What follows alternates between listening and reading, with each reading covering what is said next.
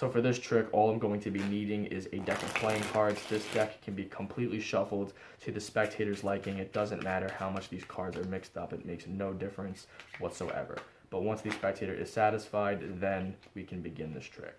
So I'm going to start off by having them come forward and pick any card that they like. Let's say they want to go ahead and choose this card right here. But again, this is a 100% free choice. Now, I do not want to know what this card is, so I'll turn my head away. You guys take a look at this card. Please do not forget it, all right? So once you have the card in mind, we're going to go ahead and place it somewhere in the middle of the deck, just as fairly as I possibly can. Now, all you guys at home just saw approximately where I inserted the card into the deck. And it's very important for this that you really don't have any idea where the card is. So we're going to take the pack and mix it up just a little bit more. Because again, I don't want you to know where your card is at all. I don't want you to be able to estimate. Because in a moment, I'm going to ask you to try to find your card. But again, I don't want you to base it off estimation. I want you to try to find your card based on intuition and intuition alone. So that is why we are going through this whole process. And that alone should hopefully be enough to go ahead and mix up the deck. You shouldn't have any idea where your card is at this point. But just to be safe, I will go ahead and give the cards one final cut. All right? So like I said, you're going to be trying to find your card based on intuition and intuition alone. And here's exactly how it's going to happen. I'm going to deal off cards one at a time, nice and slowly and nice and fairly. At any point, you're going to call out stop on the card that you think is yours. Don't just say it randomly. Say stop on the card you truly think is your card, okay? So go ahead. I'll go nice and slow for you.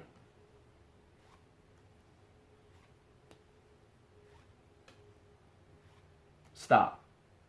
Let's say you said stop right there. Now keep in mind, the spectator can really say stop at any point that they'd like. Now technically, they've stopped me on two positions. There's this card and this card. So I'd ask them which card do they want. Let's say they say this card right here. Now, keep in mind, if they would have stopped me on one card before, they would have stopped me on the 9 of spades. How they would have stopped me on one card after, they would have stopped me on the 2 of diamonds. But they stopped me on this card right here. Now, I don't know if this really was based on intuition or not. But considering the fact you could have said stop anywhere and you stopped me on this card, I'm hoping this is not just any card, but I'm hoping it is your selection. The 9 of clubs. And anyways, guys, that is the trick. I really hope you guys enjoyed this one. So now, let's get straight into the tutorial. Yo, what is going on, guys? It is Cardtrix 8 here. Welcome back to the channel. I hope you guys all enjoyed my performance of the stop card trick. Now, this is another one of my favorites as of late, and it makes sense because I'm a big any card and any number guy. I love that plot. One of my favorite plots, my favorite plot actually in card magic. And this reminds me of that, so you understand why I like this trick so much. But the one issue, well, not really issue, but the one thing with the stop card trick, there's many different versions of it out there. Usually it requires very good audience management, and even with perfect audience management, sometimes you're not going to achieve that perfect outcome at the end that you're looking for. And if you know anything about the stop card trick, you already know what I'm talking about. I don't really need to explain that to you that much, really. So that's why I created this version. Now this one is definitely way more sleight of hand heavy, and it will be a little difficult to perform, especially if you're on that beginner level, but I think it's well worth the practice because once you nail these sleights down, then you're going to have a very impossible looking trick on your hands. So I'm not going to keep rambling on. Let's learn how to do the stop, my version of the stop card trick. Alright guys, hopefully you stuck around for the tutorial. Like I mentioned earlier, this trick does require a good amount of sleight of hand in order to pull off. So I would say if you are a beginner, this tutorial might not be for you, so you are welcome to click off the video at any given time. But if you want to stick around to try to learn this one, then I respect your efforts 100%. If you are already at the intermediate/advanced level, then this trick shouldn't be too difficult for you. It'll still require a little bit of practice to get the hang of, but I don't think it'll be anything you can't get down in just a little bit of practice. But yeah, anyways, let's learn how this trick is done. So for starters, all you're going to be needing is a deck of playing cards. This deck can even be borrowed from the spectator. The trick is completely impromptu. So you're going to start off by allowing the spectator to go ahead and shuffle the deck as much as they want. And once they are satisfied, you are ready to go. So you're going to start off by having your spectator pick any card that they want. This is a 100% free choice. Let's say the spectator picked this card right here. In this case, we have the Ace of Diamonds. Now, once the spectator has selected a card, you are going to control the card into your preferred position. Now, this can either be on the very top of the deck. This can be second from the top, maybe third from the top, maybe fourth from the top. I wouldn't go any deeper than that, though. And you'll see which effects this will have depending on where you control it. Now, in the performance, I control the card into the second position from the top using a move known as the Marlowe Tilt. Now, all the Marlowe Tilt is I'm getting a pinky break on the top card as I'm showing them their selection or as they're looking at their selection. And then I'm placing the card into the middle, I'm pushing out some cards in the center, and then I'm just sliding the card into that second position from the top. But because of the break and because of the cards pushed out, it gives this depth perception illusion that the card really is going into the middle of the deck from the spectator's point of view. You square everything up. I like to add a little dribble as a nice subtlety, and now it looks like the card's in the middle, but I just controlled it second from the top.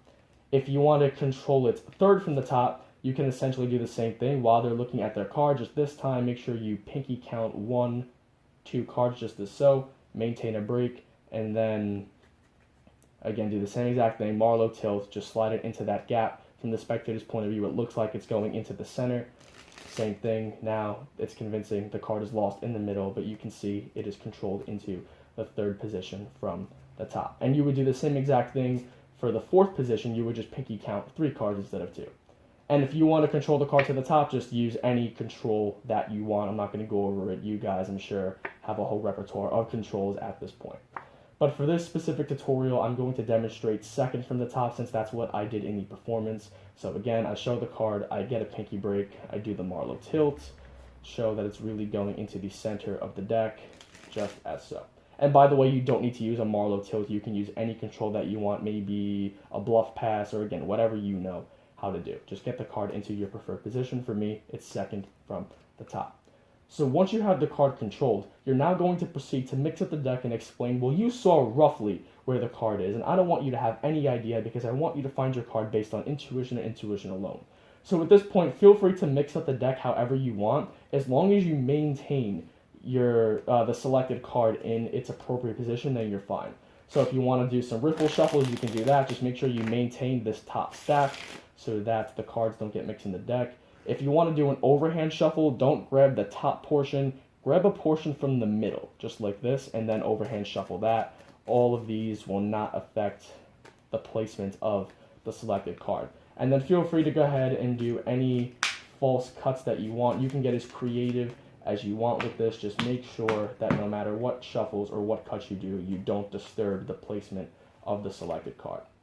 So once you've done this, you are now going to get into the phase where you're going to be dealing off the cards. The spectator can say stop wherever they like, and they're going to stop on their selection. Now, depending on where you controlled the card, that's going to determine how you're going to deal off the cards. Because the big secret into making this trick work is a sleight known as the second deal. Now, the second deal is exactly what it sounds like. You're just dealing off the second card rather than the top card. But now, you see, this is why I don't like to control the card to the top. Because if I control it second from the top, my very first deal can be a fair deal. I can cleanly deal off the top card. And that's just a nice little subtlety, because if I cleanly deal off that first card, the spectator is going to have no doubts that the rest of the deals are actually fair. When in reality, I'm just coming over and I'm repeating several second deals, if that makes sense. And that'll just maintain this card on top the entire time, all right? So if it's in the second position, I can cleanly deal off this top card as a subtlety, and then I'm going to say, you know what, here, go ahead and just tell me to stop. And from here, I'm just second dealing the rest of the cards. And keep in mind, go nice and slow. You don't need to rush this. See, I like to go nice and slow when doing the second deal. I don't like to try to rush it or anything because there's no need for that. And especially since they're using their intuition, per se, right? You want them to really have time to think about where they're going to say stop. So go slow, because a lot of people think a second deal needs to be fast in order to look good. That's not the case. You can do it super slow. As long as you have your angles correctly, you will be just fine. And by the way, if you don't know how to do a second deal, I do have a tutorial on it on my channel already. I'll leave a link in the description box below. So again, it's in the second position. So I'm going to cleanly deal off the first card, and then I'm going to start second dealing the rest of the deck, and they can say stop wherever they want. So let's say I deal, and they say stop right here. Let's say they say stop right here, all right? Now, again, you can say, okay, there's two positions. There's this card and this card. So which card do you want? So now, depending on which card they pick, that determines what's going to happen in the next part of the trick. If they pick the card on the top of the deck in your hand, that is going to be their selected card. So if they pick this card, the trick is done. You just put this card forward, you can put the deck down and say, okay, if you picked one card before, you would have had the 7 of hearts, one card after, you would have had the 10 of clubs, but you stopped me right here, and possibly you stopped me on your card, the ace of diamonds. But let's backtrack. So you're doing your second deals, and then at some point, they go ahead and call out stop. Okay, which card do you want? So now what happens if they don't choose this card? What if they choose this card in the table? Because obviously, this is not going to be their card. Well, you're essentially going to switch out this card for this card using a sleight known as the top change, which looks a little something like this. Now, from this back angle, that obviously doesn't look like much. How is that going to fool someone? But if you guys take a look from this front angle, this is essentially what the top change would look like. And with a little bit of misdirection, it'll be completely invisible. It'll go over spectators' heads every single time. So the idea is the card's going to be here. Let's say they pick this card. You're going to pick it up and say, okay.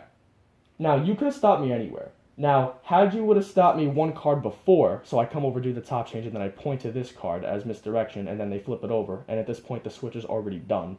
And then I can set this down. It would have been the Queen of Spades. Had you would have stopped me on one card after, it would have been the King of Hearts. But you stopped me on this card right here, and then possibly it's your Ace of Diamonds. And that's essentially it. But let me just backtrack even further. Let's say you decided to go ahead and control the card third from the top.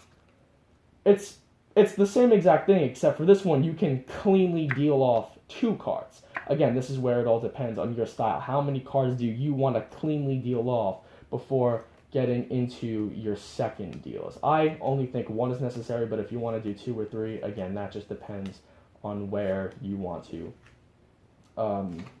deal off the cards, where you want to control all that good stuff.